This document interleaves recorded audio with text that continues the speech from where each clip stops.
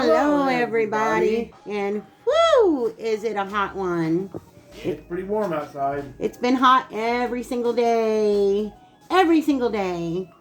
And we've been doing these videos about fair food and festival food. And the chef was getting a little bit of a craving for one of those fair festival type breaded tenderloins that you see in those little food wagons that they have during the festival and fair. So I thought, well, I'm going to make one up. Make them a sandwich, and I thought I'd show you guys how I make mine. So if you want to watch it, you can stick around and see how we do our crispy breaded tenderloin sandwiches. I'm going to be eating mine on bread. I don't know if Chef's going to eat his on bread or a bun this time. Bun. He's going to do the bun. I'm going to do the bread. It's not going to be one of those humongous, massive size ones that you see, even though we can make those.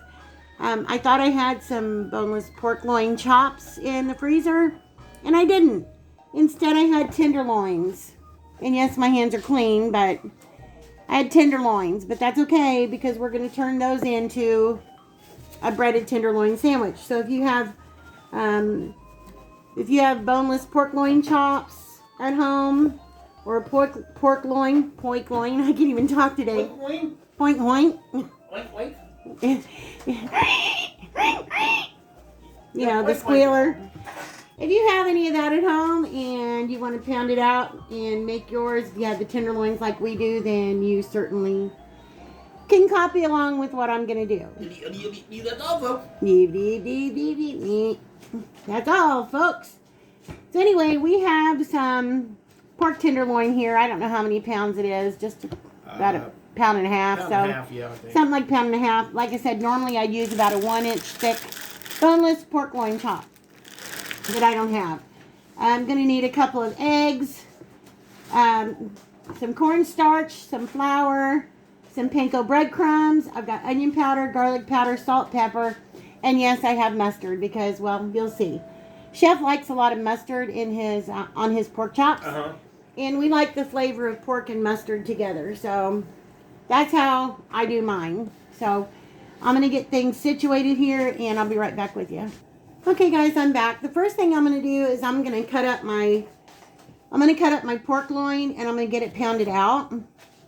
So we're just going to, since this is a small tenderloin, I'm going to cut some pretty good sized pieces here. I'd say that's probably about a 4-inch strip that I'm going to do. This one, I'm just going to leave it the way it is. And we're just going to set this over here. And I'm going to do the same thing with this one. Just going to cut them into 4s. Like that. And wipe my hands off. And now what I'm going to do is I'm going to take some parchment paper. We're going to pound them out. If you guys don't have a meat tenderizer, sorry about the noise. If you guys don't have a meat tenderizer, you can always use a heavy skillet, cast iron skillet, to do the pounding out. So I'm going to take my pork loin and I'm going to set it right here. And I'm going to cover it up with my parchment paper. Just like this. Wipe my hands again. And I'm not going to be using this part.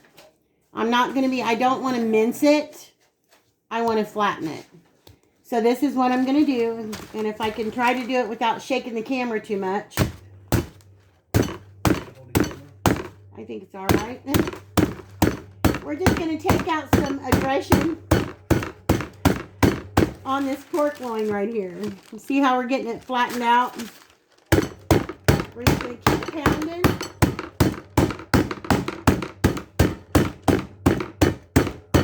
We want to take a peek every once in a while at it and see how it's looking. We need to pound some more.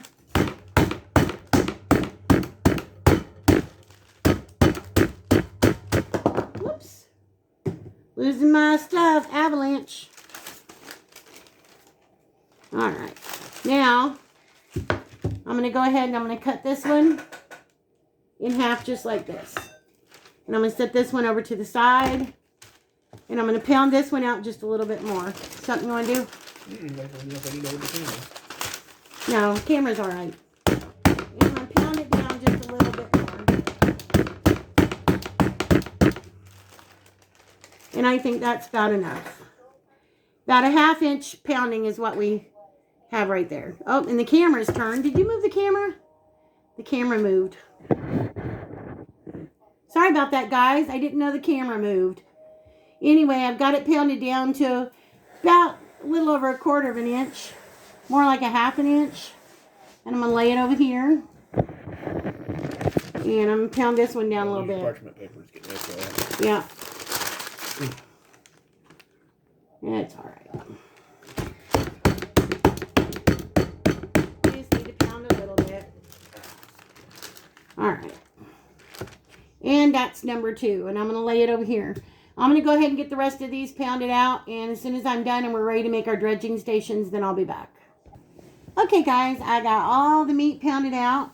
Now we're going to make our dredging stations. So I've got 3. I'm using my trusty old pie pans right here. Or my cake pans. This is what I usually use when I make a double layer or triple layer cake. So I've got these, and then I've got this one over here. So we're going to make up our stations. The first thing I'm going to do is I'm going to do the flour station. So I'm going to get me some all-purpose flour. And put it in here. We have about, I think we ended up with about 5 pork chops. So put some flour down in here. There's a chef size one there, and then there's a booty size one there. I made chef a big one. And there's booty size ones. Okay. Now, to my flour, I am going to take about a tablespoon of cornstarch.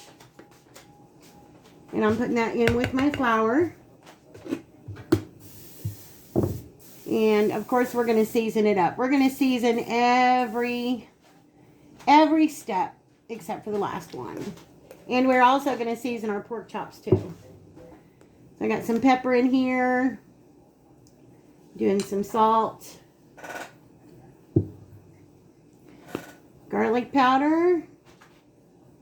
If you don't like garlic powder and onion powder, you don't have to put it in.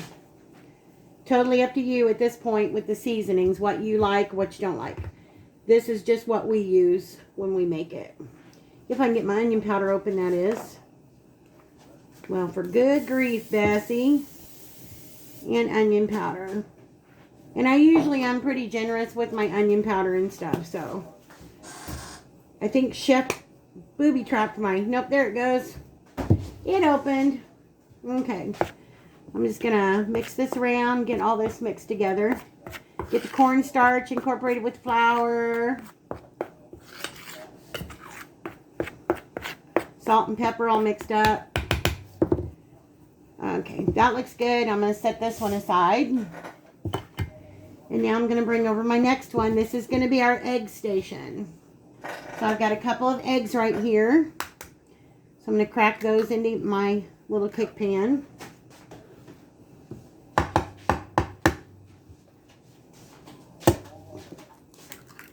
Get that down in there.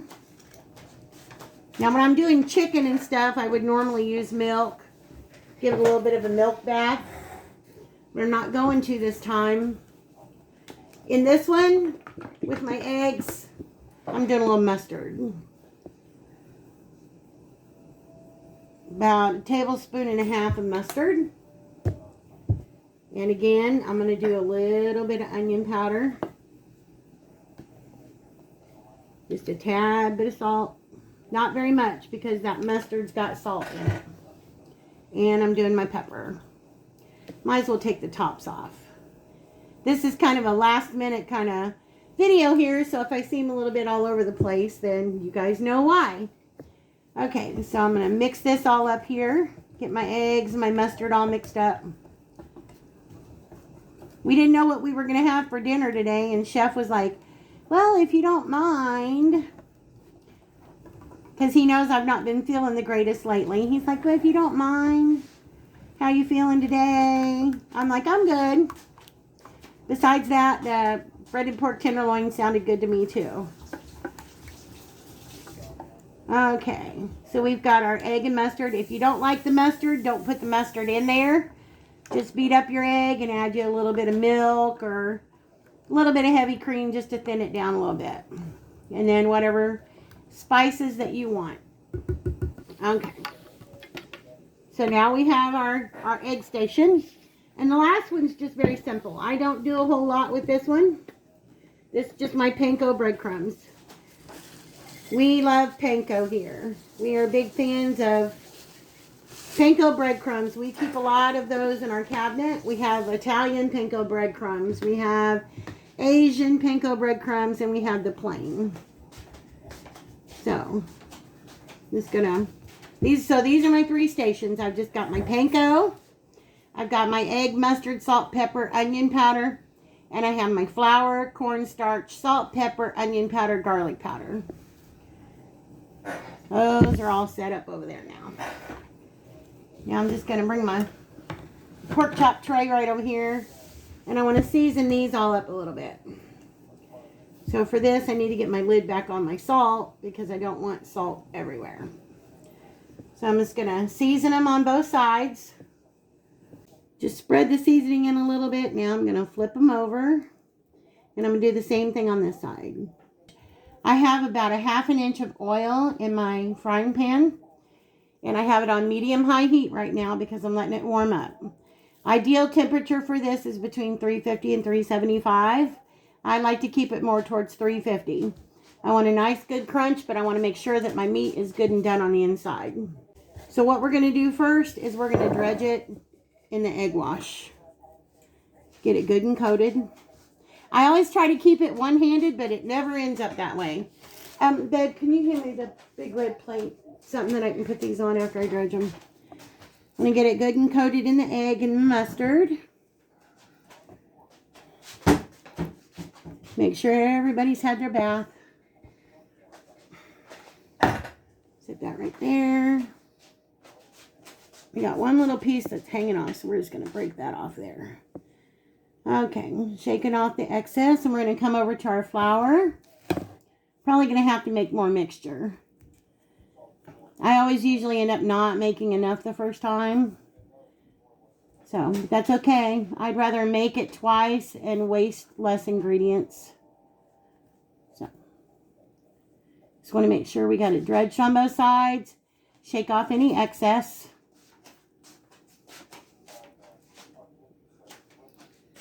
And then we're going to bring it back to our egg and mustard again. I think you guys can see. Anyway, I'm bringing it back to my egg and mustard again. And I'm giving it a second bath in my egg and mustard mixture. Because we want these to have a lot of flavor. A nice coating on them and a lot of flavor. I want to make sure you guys can see. Okay.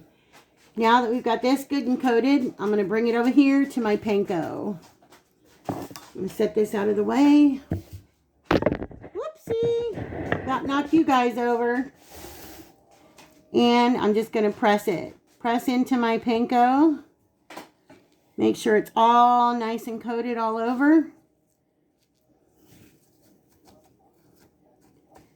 And press it down. Press it down heavily in there.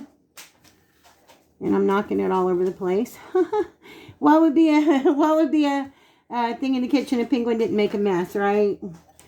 Flip it over again. I'm going to take my dry hand this time. Come back with some more panko and press it down. Make sure I got it all good and coated. You can see that. Nice and coated. And I'm going to lay it on my pan right here. Until I get the others done, and then we get ready to fry. Okay guys, I'm back, and if you can see, I've got all of them breaded here on my platter. So I've had my oil going at 350, or I'm sorry, medium-high heat is what I've had my oil going at. Put the lid off to the side here. And we're going to get to frying. Take these in and carefully drop them in the oil. And you don't want to touch them. You just want to let them stay in there and do what they do. The more you mess around with them, the more you chance having your breading come off.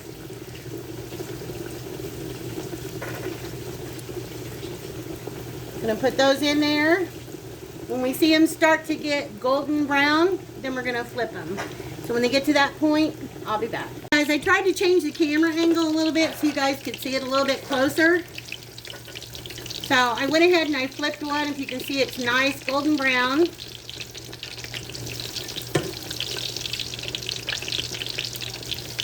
And usually it takes about 3.5 minutes on both sides to get it all the way done. Like I said, you don't want to mess with them too much because you don't want to risk all your breading coming off. You want to get that nice crispy coating on there. Okay, I'm going to go ahead and flip this one. You can hear that sizzle. Yes, look how beautiful that is. Nice, beautiful golden brown. We're just going to let these sit here for probably about 3.5, 4 minutes.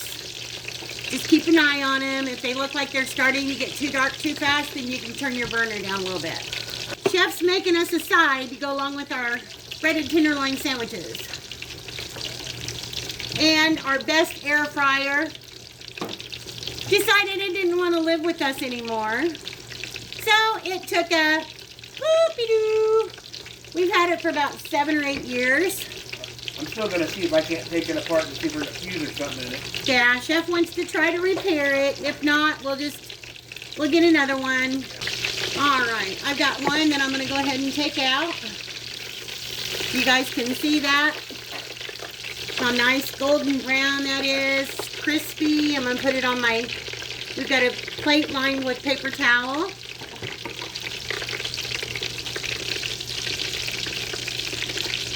We'll let these go a few minutes more. You want to make sure whenever you're working with pork like we do chicken, and I'm sure all of you already know that, to make sure that you get it cooked all the way. Perfect internal temperature is like 165, but I've been doing this long enough that I'm not sticking a thermometer in it, but like I said, usually about 6 to 7 minutes total cooking time. Or I'm sorry, about 7 to 8. Usually about 4.5 minutes on each side. We'll get you the perfect chop. It'll be done. It won't be too dry. It'll still be nice and juicy. If you can see our first 3. Nice golden brown and crispy. So I'm going to get these off to the side. I'm going to get my other chops and I'll be back. Okay guys, got the last 2 dropped in there. Because those 2 take up the whole pan by themselves. And Chef's is a little bit bigger, so I'm probably going to cook it a little bit longer. I'm probably going to let it go about 9 minutes or so. Just going to let these sit here and cook, and when they're ready to flip, then I'll bring it back.